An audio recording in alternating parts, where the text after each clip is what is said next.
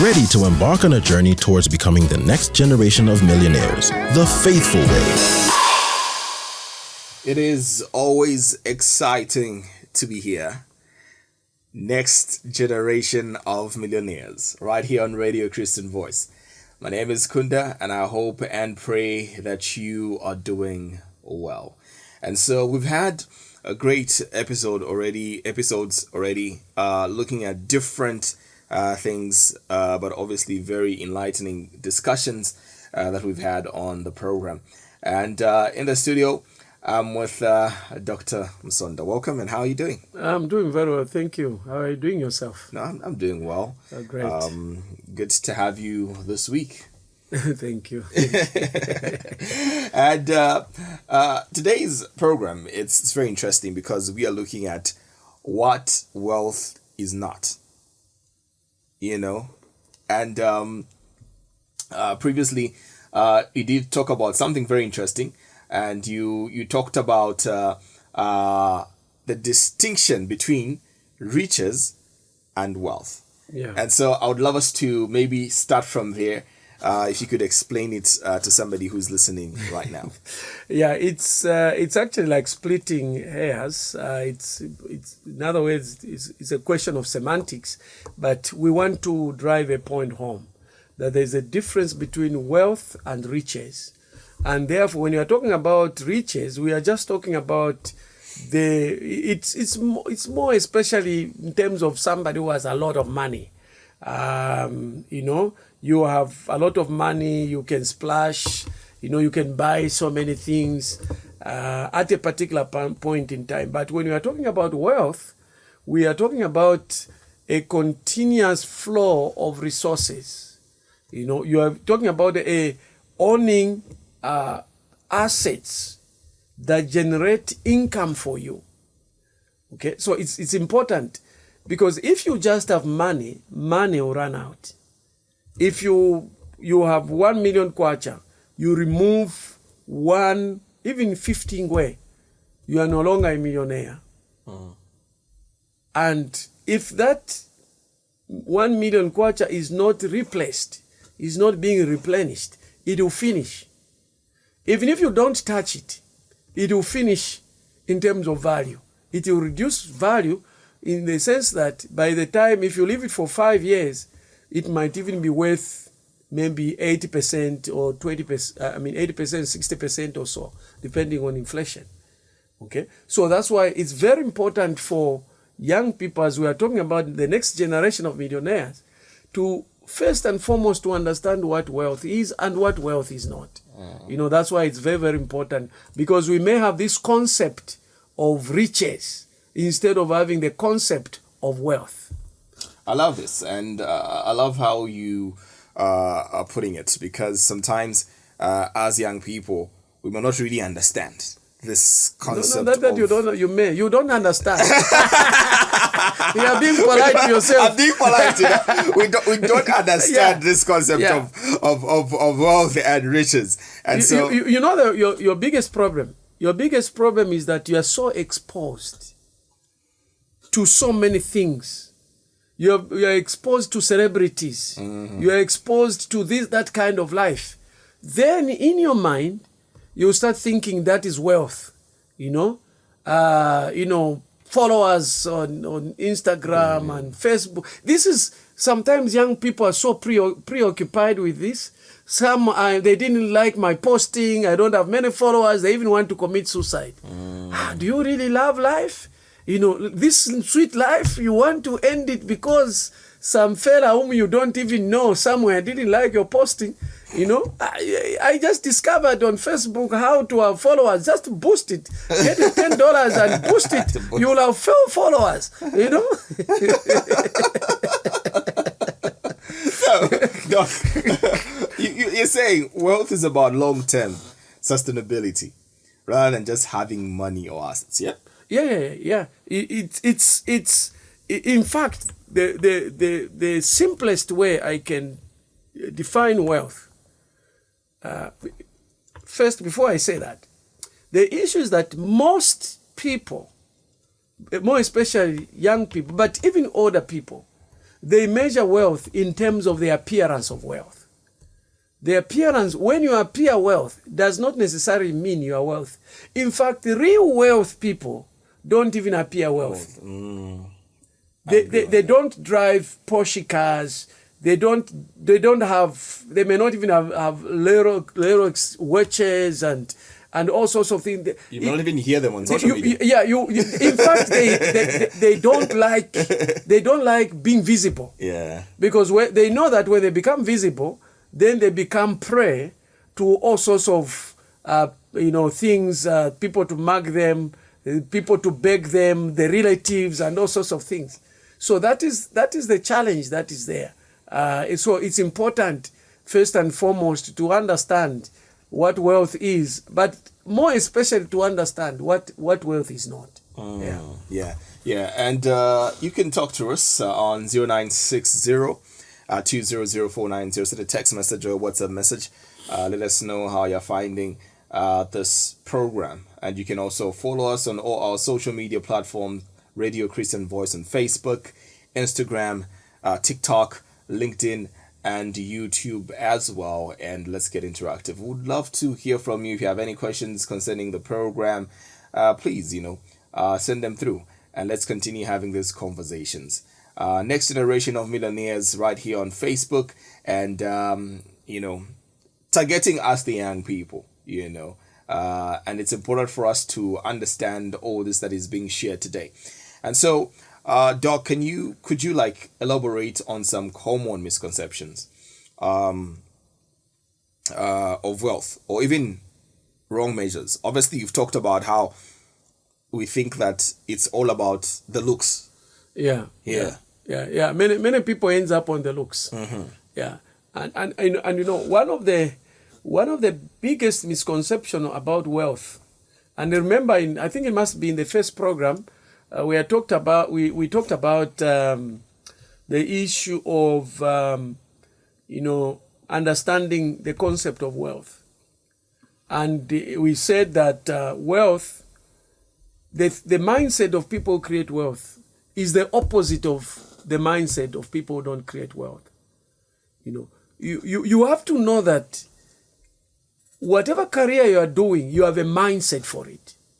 I always like to compare employment and, let's say, consultants or a person who is in business, an entrepreneur. These people have different types. They have different mindsets. For example, how can a person afford? How in the world can a person wake up in the morning, go for work, come back in the evening, sometimes late in the evening, and others are even overworked. Do that for a week, not just do it the following week, do it for a month, do it for a year, do it for 20 years, do it for 30 years, some even 40 years. I met a nurse who said, I've been a nurse for 40 years. And I'm wondering, why is she not a surgeon? Because that 40 years, if she had a vision, she could have improved herself. So it's a mindset that makes one to do that. Okay? Other people, they can't stand that. I mean, they will be thinking, what in the world am I doing? Somebody gave an example. He said, you went with an Asian student to school. We went to school together. You left straight and you went to work. He went and sat behind a desk in a shop. And you start thinking, Amodis must be confused. With all your degrees, you are just behind the shop. You don't know what the man is learning. Mm-hmm. Compare that man today and yourself. He has more wealth. He has more influence than you. You are still struggling. Now you have more loans than you can even pay. So what I'm saying is that there's a mindset that is required. And therefore, the people who don't create wealth have been deceived, and they bought a lie to think that having material possessions is what makes you wealthy. Now, when we were growing up as poor, what we saw especially in our time when things were scarce, we had people were in parastatals, they were the people were making money, who were living well.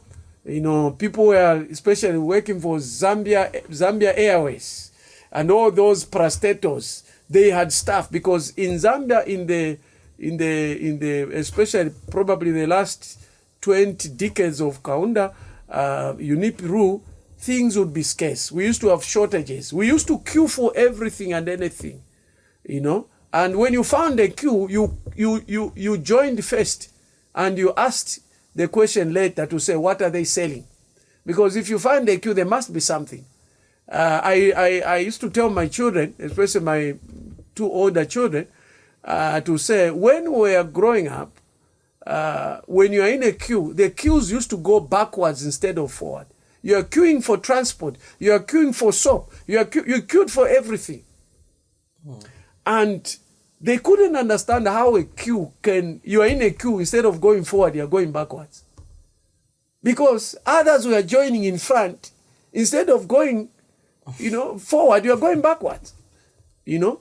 And because we lived in a stage where there was scarcity, now when you have just a bit of money, you think, now let me spend. Because you saw the rich, the people you called rich, spending, then you think that, now let me go and buy. And that's why when some people earn money, their first priority, because they don't have a wealth creation mindset, their first priority is not saving money. Their first priority is spending money. So they measure wealth by the amount of expenditure that they make, by the amount of things that they've acquired. They want to appear wealth when in actual fact they are not wealth. So it's a very, very important concept to be able to understand. You asked me a question about about difference between riches and wealth. The issue is that the bottom line of wealth, the way I define it, is that your wealth, in fact, we'll look at a program specifically, but let me say this. If you are not getting money, if you're not earning an income from something you own, no matter how much you are paid, you are still a poor person. Real wealth begins with you owning, like Karl Marx used to say, the means of production, or you must own assets. You must get an income from something you own. And if you are an employee, unless you are an employee of your own company, you are earning an asset, you are not earning an income from an asset of somebody else. And that person has his own interest, not your interest. Your interest and his interest have just merged. They've coincided. That's why you're working together. The day his interest will be different from yours, he will get rid of you. They will not look at you from your perspective, your problems, your children, going to school. No. They will look at their own, things are bad now. I need to diversify. I need to focus in this area. Therefore, I don't need this type of people. We have artificial intelligence, which will be doing a lot of the things that you guys are doing. It will do it perfectly better than you. Okay? So real wealth, it doesn't matter. I'm not talking about being a celebrity millionaire. In fact, the people that splash money are those that are rich. And the rich are the ones that get money in a short period of time. A lot of money in a short period of time. Sports people, musicians, and let me just say artists in general, thieves, corrupt people, they are the ones who get a lot of money at a go. And because they get it at a go, suddenly, they also spend it suddenly. The person who knows, the real wealth people understand this. Money is difficult to keep. Money, in fact, the most important thing is that money is difficult to make, but very easy to spend. Very easy to lose money. One of the richest people in the world, Warren Buffett, has 2 rules about money. Rule number 1, don't lose money. Rule number 2, refer to rule number 1. Don't lose money. There is a point in 2008, I think, was the richest man in the world. And at that point, the man was still living in a three-bedroom house which he had bought in 1958. no plane, and instead of using a vehicle, you hire a taxi, different priorities. Of course, what if you die, Doc? You're not. What if you die? And so what? So what? You die the richest man. Some of these. You die the richest. You die the richest man. You can go in the. But you're not enjoying. Why are you still living in a 3-bedroom house if you have a lot of money? So what's going to happen when you go in a 6-bedroom house? Will you be able to sleep in 2 bedrooms at a time? You can exchange. But you still have to do it. It's the priorities that I'm talking about. When you meet the basics, the rest of... I watched a video where somebody was saying luxury is a lie that they've taught to the poor people. You must live post-luxury. It's not a question of having a sports car, Ferrari, whatever sports car there is, Lamborghini. Some of these names I used to hear them from my son when he was even small, and he says, "Why don't you own the company that produces those Lamborghinis?" Different mindset, a totally different mindset. And this is the mindset that we need to change, because you see. There are some people, when they have money, they will go shopping. 2 things have to happen for them to stop shopping. Either they fall and die, or they collapse, even if they don't die, or money finishes. Now, because there are so many things to be bought, it's only the money that finishes. Just finishes. Yeah, there are some. I used to work with a guy. Whenever he got paid, he disappeared. That weekend is gone. He's not at home. You will never find him. Even the first day, second day of employment of Monday, Tuesday, he might show up on Wednesday. So, Babuela fienda ramanga shapwa.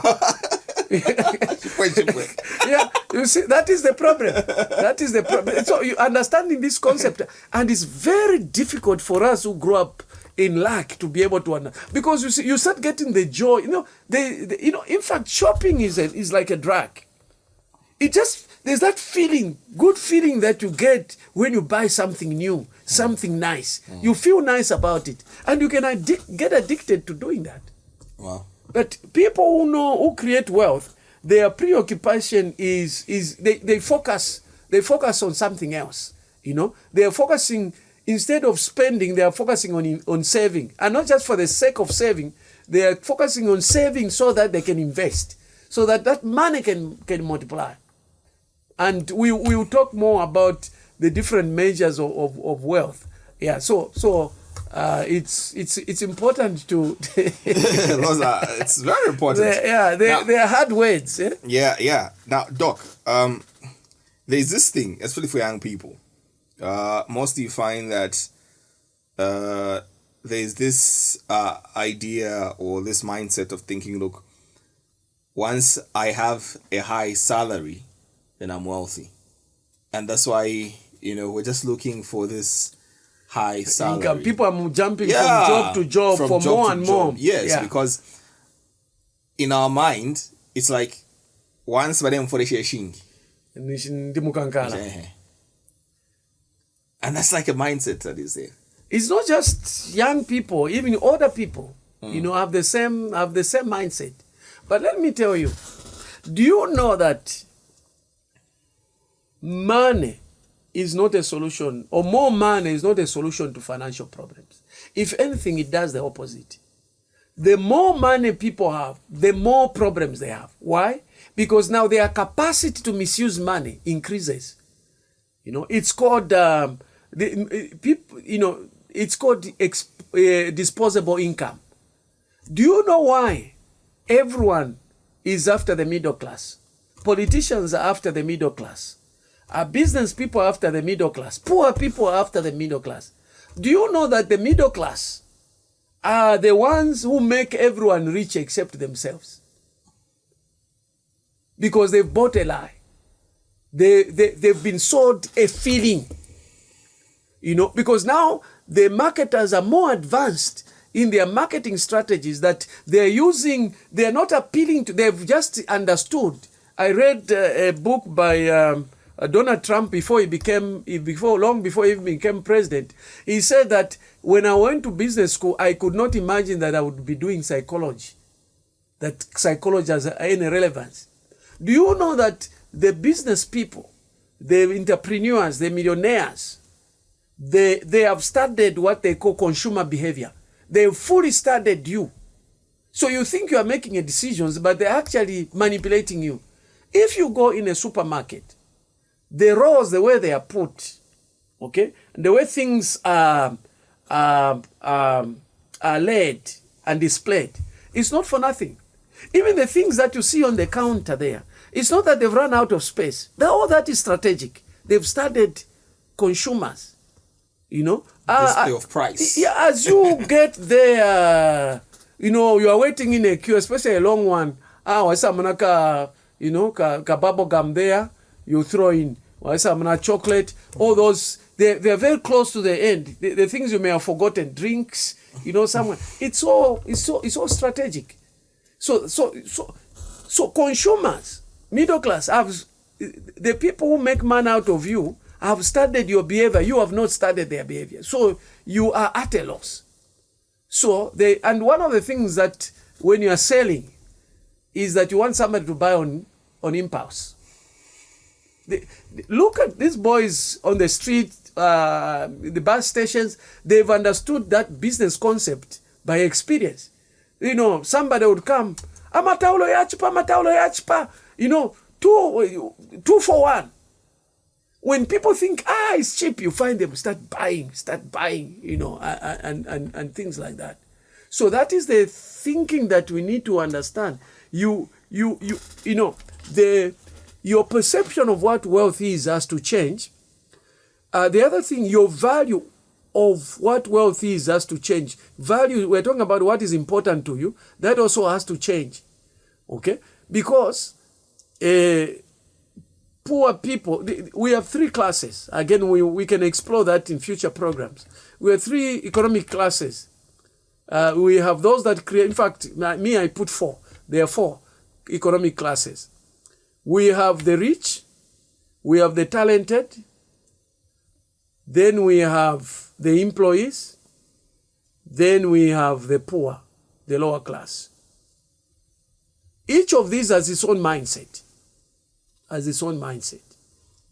Okay? So it's important for young people to understand. And you know, as a young person, there is something also that is working against you. Identity. When you are growing up, you still don't know who you are. You are still searching for yourself. And therefore, anything in public, anything that is trending, that's why it's very easy to influence young people, is because they're after things that are trending. Even nonsense, if nonsense starts trending, a young person wants to ride the wave of that nonsense. Because you want to be accepted. You know, you are searching for identity.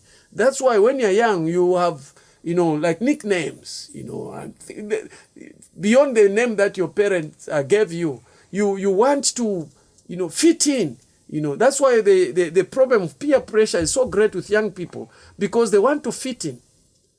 And so that issue of trying to look wealthy is even more with young people with the little money they have. So the question that you asked about, you know, having the wrong mindset of having money. Money is not a solution to financial problems. Money actually creates more problems. Because now you have a bigger capacity to misuse money unless you have a wealth creation mindset. One of the examples that I give when you are teaching this, I talk about financial plumbing. You know, when pipes are leaking, you can try to tie with a plastic, it doesn't work. You try a rubber, it works for a while, but it still starts until you call a plumber. Now, the example an analogy I give is that of if you have a pipe that has no hose and it's leaking, and then you say, okay, because we are not having enough water, not enough water is reaching the end where we want to water plants or vegetables. The solution, you have 2 solutions. one or two options. The first option, and the reasonable option, is to replace or mend the pipes. But the other easy solution you can do is to increase pressure, okay, so that water will be able to reach the destination. So what happens if I ask you, if a pipe is leaking and then you increase pressure, what will happen? If the pipe is leaking and you increase pressure? You increase pressure. I think it's still going to leak. It's going to leak. It was leaking, now it will start jetting. Yeah. Because now there's pressure, it will be jetting. Haven't you seen how long employees through their unions have been asking for salary increment? If they reached a point where they've said, now I think we are okay, they keep on pushing. Because what happens? There's a principle, there's a law that one has to break to be able to create wealth. And that's what is called the Parkinson law. The Parkinson law states this. It says that expenditure will always rise to match income so that a person remains at the same level. Okay? Here is what is happening. As you are increasing, the income is increasing, you are increasing your expenditures. Your lifestyle is changing. You were living in a particular neighborhood. As the salary increases, you change the neighborhood. You were using a bus, you buy a vehicle. You are increasing expenses. So you keep on increasing expenses. In fact, the more money people have, the more expenses they have. Which means they may, at one point, they were not making ends meet, but they had no debt. They were just, but the more they have income, now they are also, the banks are after them. You know, the banks, I have been called before. I have money in the account and the bank is asking me to get a loan. Say, why do I need a loan when I have money in the bank? Of course, we can talk about that, different. There's a way in which you can do that. But generally, it doesn't make sense. It doesn't make sense. Okay? Because why? Why are they calling me to get a loan? It's because when a bank has cash, the bank has a problem. So the bank is looking for somebody to take that problem. Somebody foolish enough to be able to take over the problem from the bank. So they don't give loans to people who have no predetermined income. They don't do that. They want salary. That's why we have so many salary-based loans. And people without self-control, without financial education, they get as many loans as possible. I know somebody, I won't mention his, but his name is just a relative in marriage. This relative had so many loans, almost like I don't know how many banks, before they brought up this issue of checking your credit worthiness and who else you owe. He had so many. So he finished the banks. He went to these money lending institutions, and he kept on. But his problems increased. So that's why we find that we have a situation where people look at having a vehicle and a type of vehicle as a sign of wealth. What is the purpose of a vehicle?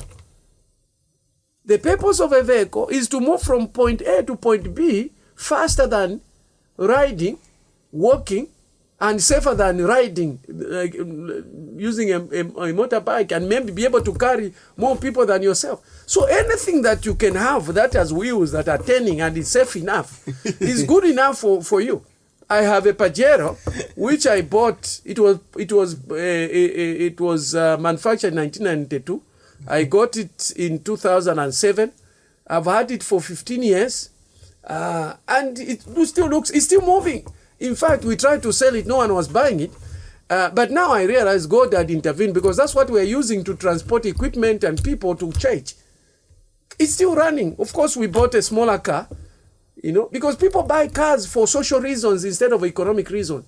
Why do you need a 4x4 vehicle in Lusaka with tarred roads?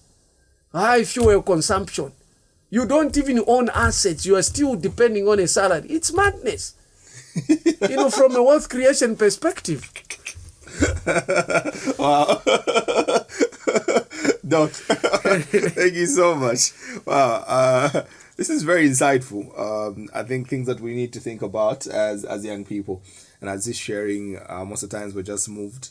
We look at people on social media that are driving certain cars, 434 and all that. But I think this is very, very insightful, Doc. Thank you so much for coming through. Thank you very much. All right. So we have to come to the end of the program.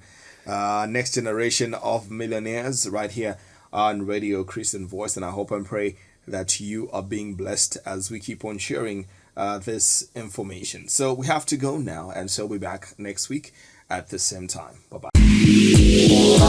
Get ready to embark on a journey towards becoming the next generation of millionaires, the faithful way.